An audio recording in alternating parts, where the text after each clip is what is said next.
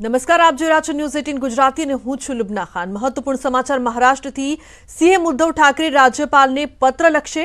સૂત્રો દ્વારા માહિતી પ્રાપ્ત થઈ રહી છે તો સરકાર ભંગ કરવાની ભલામણ કરી શકે છે। મંત્રીમંડળની બેઠકમાં લેવાઈ શકે છે મોટો નિર્ણય। તો મંત્રીમંડળનો ભંગ કરવાનો નિર્ણય લેવાઈ શકે છે। સૂત્રો દ્વારા આ માહિતી પ્રાપ્ત થઈ રહી છે। રાજ્યપાલને સીએમ ઉદ્ધવ ઠાકરે પત્ર લખશે। तो महाराष्ट्र में सरकार ने लईने जेवी रीते संकट चाली रह्युं छे त्यारे तमामनी वच्चे सांजे एक महत्वपूर्ण बैठक पण मळवानी छे अने मंत्रीमंडळनी आ बैठकमां मोटो निर्णय लेवाई शके छे। मंत्रीमंडळ भंग करवानो निर्णय लेवाय तेवी पूरेपूरी संभावना सूत्रों द्वारा माहिती प्राप्त थई रही छे। तो शुं महाराष्ट्र विधानसभा भंग थशे के केम ते तमाम जानकारी सांजे थनारी बैठक बाद वधु जानकारी मळी शकशे ज्यारे आ निर्णय लेवामां आवशे। अत्यारे सूरतथी धारासभ्यो गुवाहाटीमां शिफ्ट करवामां आव्या छे। शिंदेनो 46 एमएलएनो समर्थननो दावो अने उद्धव ठाकरे माटे ज्यारे संकटना समाचार छे त्यारे सरकार भंग करवानी भलामणनी माहिती सामे આવી રહી છે। महाराष्ट्र संकट अंगे सूत्रोना हवालेथी मोटी खबर। सीएम उद्धव ठाकरे राजीनामું આપી શકે છે। मुख्यमंत्री पदेथी उद्धव राजीनाમું આપી શકે છે। सूत्रों द्वारा माहिती प्राप्त થઈ રહી છે। तो शिवसेनाना एमपी एमएलए साथे चर्चा बाद निर्णय लेवामां आवशे। बपोरे 1 वागे केबिनेटनी बैठक बोलाववामां आवी छे अने आ बैठक बाद महत्वपूर्ण निर्णय लेवामां आवी शके छे के उद्धव ठाकरे हवे शुं करे छे। सीएम उद्धव ठाकरे द्वारा मोटी जाहेरात करवामां आवशे परंतु ते जाहेरात शुं हशे तेना पर सौ कोईनी नजर छे त्यारे ते राजीनामुं आपे तेवी संभावना हाल जोवा मळी रही छे।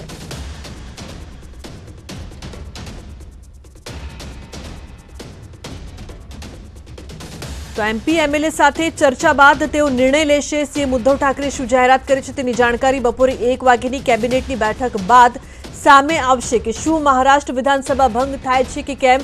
कारण के महाराष्ट्र संकट पर छे। जे सरकारनी अत्यारे बचाववानी जे कवायत हती ते तमाम जग्याएथी निष्फळ निवडी रही होय तेवुं हाल लागी रह्युं छे। जे बाद उद्धव ठाकरे सीएम पदेथी राजीनामुं आपे तेवी संभावना छे ते माहिती सूत्रों द्वारा प्राप्त थई रही छे। बपोरे 1 वागे તેમણે કેબિનેટની બેઠક બોલાવી છે અને આ બેઠકમાં તમામને હાજર રહેવાનું સૂચન। મહારાષ્ટ્ર સંકટ અંગે સૂત્રોના હવાલેથી આ ખબર સામે આવી રહી છે। તો મુંબઈથી વસીમ અંસારી લાઈવ જોડાયા છે વધુ માહિતી આપવા માટે। वसीम, खबरें आ रही है कि उद्धव ठाकरे कह सकते हैं कि इस्तीफा भी दे सकते हैं, ऐसी जानकारी अभी सूत्रों के हवाले से आ रही है। इस जानकारी में कितना सच? देखिए, आज की जो कैबिनेट है बहुत ही अहम कैबिनेट होगी। दोपहर 1 बजे कैबिनेट होगी। इससे एक बड़ा फैसला सरकार की तरफ से लिया जा सकता है। जिस तरह से संख्या बल शिवसेना के कम होते हुए नजर आ रहे, महाविकास आघाड़ी अल्पमत की सरकार बनती नजर आ रही है, तो ऐसे वक्त में एक कैबिनेट में फैसला लिया जा सकता है कि सरकार बर्खास्ती की सिफारिश वो राज्यपाल से कर सकते हैं। उसके लिए सीएम उद्धव ठाकरे एक पत्र के जरिए इस बात से उल्लेख उनकी जानकारी दे सकते हैं। इसकी वजह यह है कि खुद जो गवर्नर है वो क्वारंटाइन कोरोना से संक्रमित हैं और वो अस्पताल में है, तो ऐसे वक्त में उनको पत्र लिख के इस बारे में जानकारी दे सकते हैं। लेकिन सबसे अहम सवाल, क्या उनकी इस मांग को, उनके इस पत्र को एक्सेप्ट कर पाती है, गवर्नर से मानते हैं या नहीं मानती है, ये सबसे अहम होगा। क्योंकि बर्खास्त करने के बाद अगर वो सेकंड ऑप्शंस के लिए बीजेपी के देवेंद्र फडणवीस को बुलाते हैं और उनसे पूछते हैं कि भाई आप सरकार बनाना चाहेंगे, तब वो हाँ कहते हैं तो उसके बाद सरकार बनाई जा सकती है। अगर वो ना कह देंगे तो हो सकता है कि राष्ट्रपति शासन लागू होता है और राष्ट्रपति शासन लागू होने के 6 महीने के बाद भीतर ही इलेक्शन लिया जा सकता है। लेकिन ये तब का प्रोसेस है। फिलहाल तो ये कोशिश की जा रही है किसी भी तरीके से सरकार, अगर अल्पमत की सरकार होती है, अल्पमत की सरकार के अंदर अगर वो इस्तीफा नहीं देते हैं तो गवर्नर उनसे इस्तीफा ले सकता है। ये भी एक प्रावधान है। और जो आंकड़े बयां कर रहे हैं वो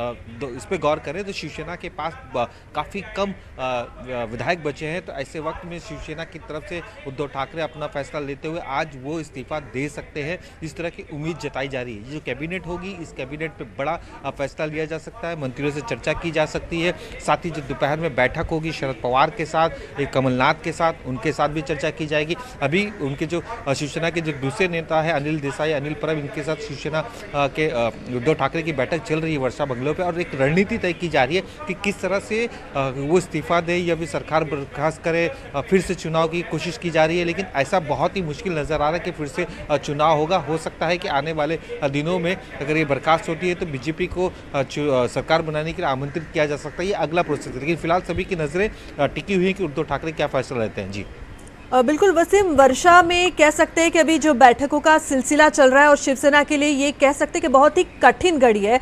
इस बीच औरंगाबाद में शिवसेना के जो धारासभ्य है वो प्रदर्शन कर रहे थे और काफी भावुक हो गए, ऐसा भी सामने आया है, ऐसे भी दृश्य सामने आए हैं। इस वक्त कह सकते हैं कि बहुत ही मुश्किल घड़ी शिवसेना के लिए, साथ साथ शिव सैनिकों के लिए।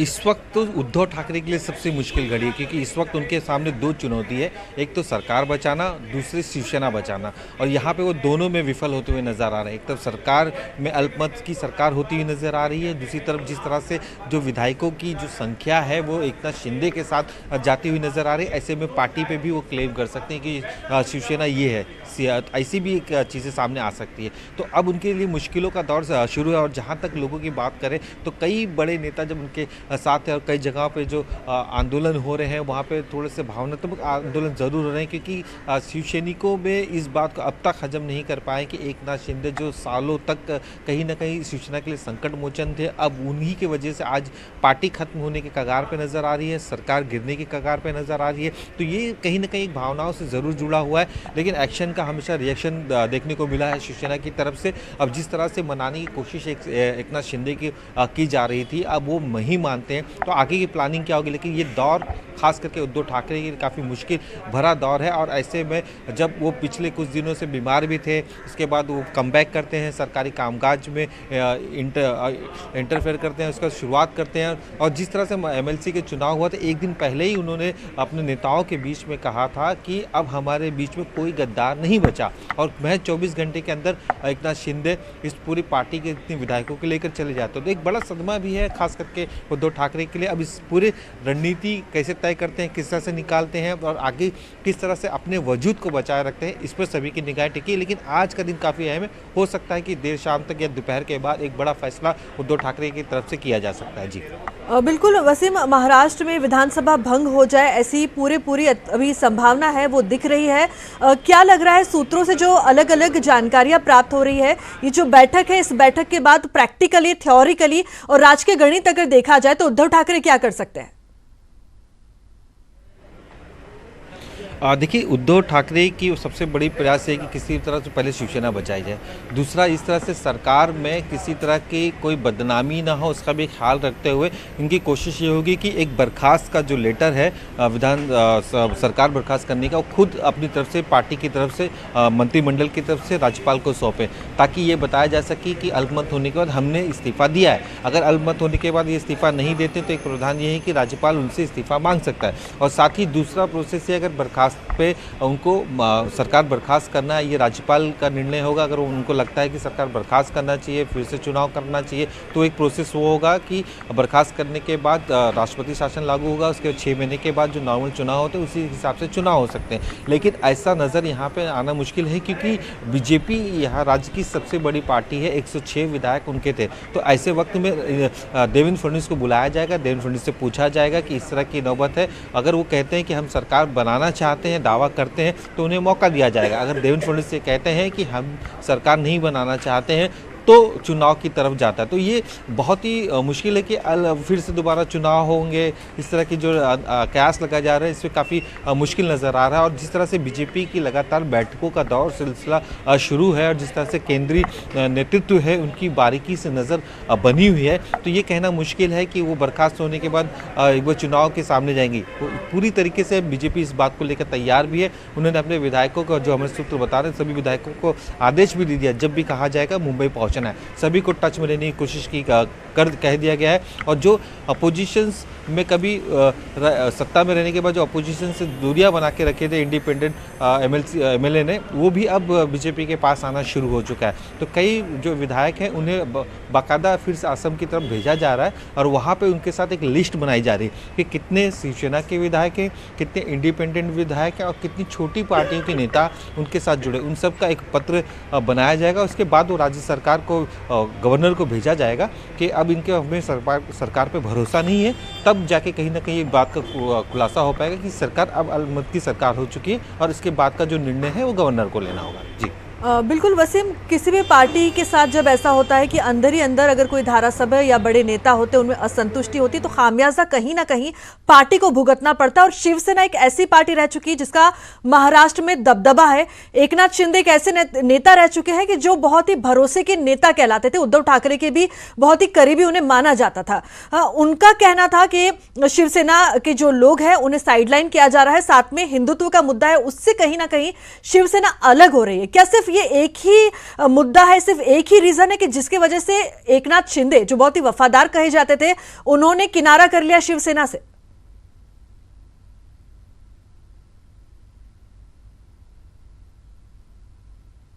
दिन से लेकर आज तक कहीं ना कहीं नाराजगी साफ तौर पे दिखाई दे रही थी एकनाथ शिंदे के बीच में और शिवसेना के बीच में। मैं आपको याद दिलाऊं, जब भी सरकार बन रही थी उस दौरान बीजेपी की तरफ से भी उन्हें एक बार ऑफर भी दिया गया था कि उनके पास 20 विधायक उस वक्त उनके समर्थन में मौजूद थे कि आप हमारे साथ आए। लेकिन एक जो सूत्र बता रहे एकनाथ शिंदे ने उस वक्त मना कर दिया था कि वो शिवसेना छोड़कर नहीं जाएंगे और जो उद्धव ठाकरे फैसला लेंगे उसी के आधार पर। तो इस तरह का उन्होंने उस वक्त भी पेशकश ठुकराई थी। लेकिन पिछले कुछ दिनों से जिस तरह से एक रणनीति उन्होंने बनाकर पार्टी से अलग हुए, तो कहीं ना कहीं नाराज़गी सबसे बड़ी नाराज़गी थी। जिस तरह से पार्टी के जो दूसरे नेता हैं उनका इंटरफेयर शुरू हो चुका था, कहीं ना कहीं पार्टी के जो कामकाज से उन्हें साइडलाइन किया जा रहा था। जिस तरह से वो एक विधानसभा के गठ नेता होने के बावजूद भी उनमें इस जिम्मेदारी नहीं दी गई थी कि एमएलसी के चुनाव में किस तरह से आगे बढ़ना है, किस तरह से विधायकों को जोड़ना है और जाके वोटिंग करना है। ये जिम्मेदारी संजय राउत को दे दी जाती। एक ये भी मुद्दा था। जिस तरह से आदित्य ठाकरे का कद लगातार पार्टी में बढ़ता जा रहा था, उनके कामकाज का जो तरीका था उसे लेकर जिस तरह से इंटरफेयर किए जा रहे थे उसे लेकर भी वो नाराज़ नज़र आ रहे थे। ये नाराज़गी की खबरें अक्सर आती रही है, लेकिन इस पर कहीं ना कहीं इस बात की सफाई भी दी गई कि कोई नाराज़गी नहीं है। कई बार उनकी बैठक भी हुई उद्धव ठाकरे के साथ, बैठकों में उन्हें मनाया भी गया था। लेकिन ये पिछले कुछ दिनों सालों से लगातार चल रहा था। यही वजह है कि एक रणनीति के तहत इस पूरे मामले को एक पार्टी से निकलने। वसीम, आपके पास से ज्यादा जानकारी लेंगे। जो हमारे विचारधारा है उसको हम आगे बढ़ाते रहेंगे। इसको लेकर बात होगी। सत्ता आज देखिए, कोई परमानेंट सत्ता तो किसी के हाथ में होती नहीं है। जिस तरह से सत्ता का खेल होता है, परिवर्तन होता है, तो आज तो यही है कि किसके पास में किस नंबर है ये हम भी मीडिया से सुन रहे। अब आने वाले स्थिति में जब ये कल में ये चित्र स्पष्ट हो जाएगा। पर एक हम बताएंगे कि कांग्रेस के पूरे एमएलए इंटैक्ट है, एक है, इसमें कोई दोहरा नहीं है। 44 के 44 हम लोग साथ हैं। शिवसेना के साथ हैं आप? शिवसेना के महाविकास आघाडी के साथ में हम लोग हैं। मराठी संघात कॅबिनेट बैठकीत आता विधानसभा बरखास्तीचा प्रस्ताव मांडला जाऊ शकतो का? काँग्रेस તો જે રીતે મહારાષ્ટ્ર સરકારને લઈને અત્યારે જે પડપડની માહિતી અમે આપ સુધી પહોંચાડી રહ્યા છે, સીએમ ઉદ્ધવ ઠાકરે રાજીનામું આપી શકે છે તેવી હાલ માહિતી પ્રાપ્ત થઈ રહી છે। થોડીક જ વારમાં ઉદ્ધવ ઠાકરે મોટી જાહેરાત કરી શકે છે। 1 વાગે તેમના દ્વારા એક બેઠક બોલાવવામાં આવી છે જેમાં તમામ લોકોને હાજર રહેવાની સૂચના પણ આપવામાં આવી છે। વસીમ અમારી સાથે જોડાયેલા છે, મુંબઈથી પડપડની માહિતી તેઓ આપી રહ્યા છે। વસીમ, एक बात ये भी कही गई थी कि राजस्थान और एमपी का जो पैटर्न रहा वो महाराष्ट्र में भी दोहराया जा रहा है। शिवसेना द्वारा भी कहा गया, उसको आप किस तरीके से देख रहे हो? देखिए, पिछले जब एकनाथ शिंदे की नाराज़गी बाहर आई और वो यहाँ से चले गए महाराष्ट्र छोड़ के गुजरात, उसके बाद उस दौरान इस बात पे भी जोर दिया कि जो राजस्थान और एमपी में हुआ और वहाँ पे जिस तरह से सरकार ने अपनी करवट बदली और उसके बाद बीजेपी ने वहाँ पे सत्ता हासिल की, तो उसी का कहीं ना कहीं ये बताने की कोशिश संजय राउत और शिवसेना की तरफ से की जा रही है कि किस तरह से सरकार गिराने में हमेशा माहिर रही है बीजेपी और तोड़ने की कोशिश की है लोगों को, और उसका ही नज़ारा साफ तौर पे देखने को मिल रहा है। और वो इस बात पे भी दावा करते हैं कि सरकार को किसी भी हाल में बचा लिया जाएगा। लेकिन जो नंबर्स हैं वो नंबर साफ तौर पर यह बयां कर रहे हैं कि इस वक्त सरकार बचाना काफ़ी मुश्किल है। जिस तरह से जो आंकड़े हैं वो आंकड़े बयां कर रहे हैं कि किसी भी तरीके से अगर तीनों पार्टी एकजुट भी हो जाती है या फिर जो छोटी पार्टियां हैं वो उनका समर्थन भी देती है, तो जो एक आंकड़े बहुमत के लिए चाहिए वो नहीं पहुंच पा रहे हैं। और जिस तरह से बीजेपी के जो आंकड़े हैं वो सबसे बड़ी पार्टी के तौर पर पिछले चुनाव में सामने आई थी, और उसके बाद जिस तरह से दावा किया जा रहा है एकनाथ शिंदे की तरफ से कि 46 विधायक उनके साथ है, तो ये दोनों के गठबंधन से एक मजबूत सरकार साफ तौर पे दिखाई दे सकती है। इस बात पर भी यहाँ पे जोर दिया जा रहा है, और जो एक पूरी रणनीति के तहत बीजेपी और के तरफ से इस पे नज़र बना के रखी हुई कि एकनाथ शिंदे क्या फैसला लेते हैं, क्योंकि अब तक उन्होंने ये अंदाज़ा लगाया जा रहा था कि अभी असम में बैठक कर रहे हैं अपने विधायकों के साथ बैठक करने के वो मुंबई की तरफ रवाना होंगे। जब वो मुंबई पहुंचेंगे, मुंबई पहुंचने का तो क्या कदम उठाते हैं, राज्यपाल से मिलके अपने लेटर समर्थन का देते हैं, ये बताने की कोशिश करते हैं कि हमारे सरकार पे भरोसा नहीं है क्योंकि सारे विधायक उनके साथ हैं, अल्पमत की सरकार हो जाती है। तो ये रणनीति का एक हिस्सा है, और हो सकता है कि दोपहर के बाद एकनाथ शिंदे की तरफ से भी कुछ महत्वपूर्ण निर्णय लिया जाए, और आना ही पड़ेगा उन्हें गवर्नर से मुलाकात करने के लिए, अपनी बातों को रखने के लिए, तो आ सकते हैं। जहाँ तक सीएम उद्धव ठाकरे की बात करें तो आज की जो कैबिनेट है दोपहर 1 बजे मंत्रालय में होने वाली है। इस कैबिनेट में सबसे पहली प्राथमिकता उनकी ये होगी कि वो पहले इस बात पे जोर देंगे कि कितने मंत्री उनके साथ पहुंचे हुए हैं, और उसके साथ उनके साथ डिस्कशन किया जाएगा, चर्चा किया जाएगा, और एक प्रस्ताव बनाने की कोशिश की जाएगी। कमलनाथ તેમનું નિવેદન આપી રહ્યા છે, સીધા જઈશું ત્યાં। उद्धव ठाकरे जी से भी मिलना था, पर वो कोविड पॉजिटिव हो गए हैं। मैंने लंबी बात उनसे फोन पर करी है और उनको ये आश्वासन दिया है कि कांग्रेस एनडीए गवर्नमेंट को सपोर्ट करती रहेगी। मुझे पूरा विश्वास है कि जिस प्रकार की राजनीति भारतीय जनता पार्टी ने शुरू करी थी अरुणाचल प्रदेश में, उन्होंने प्रयास किया झारखंड में, उन्होंने मध्य प्रदेश में की, पैसा और पोस्ट की राजनीति, ये हमारे संविधान के खिलवाड़ है।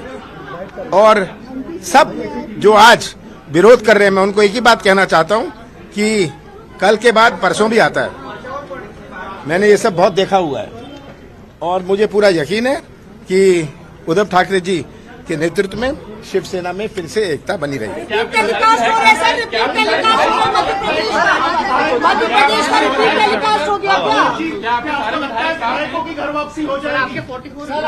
हमारे 44 में से 41 एमएलए अभी यहाँ थे, 3 रास्ते में हैं, क्योंकि मुझे एक दूसरी मीटिंग में शरद पवार जी के यहाँ जाना है, इसीलिए मैं जा रहा हूँ।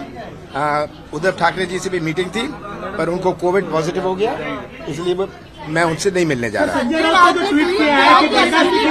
सरकार बर्खास्त क्यों हो रही है? मुझे पूरा विश्वास है कि कैबिनेट ऐसा डिसीजन लेगी जो सबके हित में है, जो आज विधायकों के हित में है। विधायकों से सलाह करके ये फैसला किया जाएगा, पर मेरे जो नॉलेज में कोई ऐसी बात भंग करने की नहीं हो रही।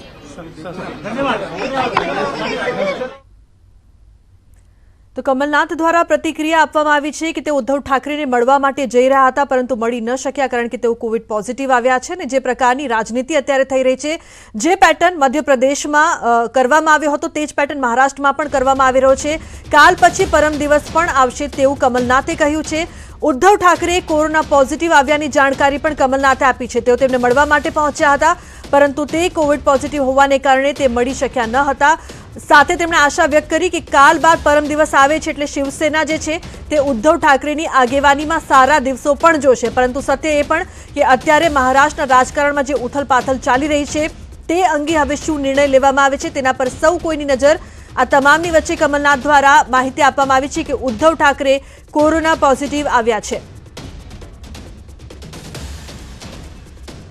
તો મહત્વપૂર્ણ સમાચાર સામે આવી રહ્યા છે। મહારાષ્ટ્રમાં રાજકીય ઉથલપાથલ ચાલી રહી છે। તમામની વચ્ચે ઉદ્ધવ ઠાકરે કોરોના પોઝિટિવ આવ્યા છે। તેમની એક મહત્વપૂર્ણ બેઠક પણ બપોરે મળવાની હતી, પરંતુ હવે આગામી રણનીતિ શું થશે તે સમય જ બતાવશે।